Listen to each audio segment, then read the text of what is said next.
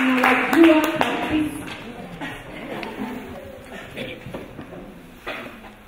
Hello everyone. Hello. So our question is, what problems are young professionals having with their parents?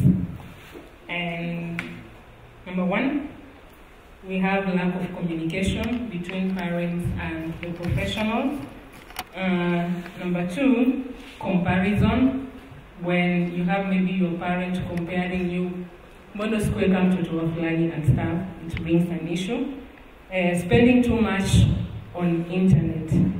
We understand the generation that you are in with technology and everything. We have issues with our parents.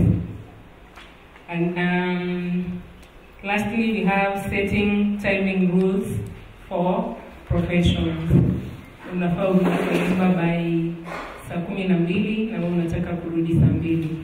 So, kuna issue hapo. Thank you. Thank you very much. What is the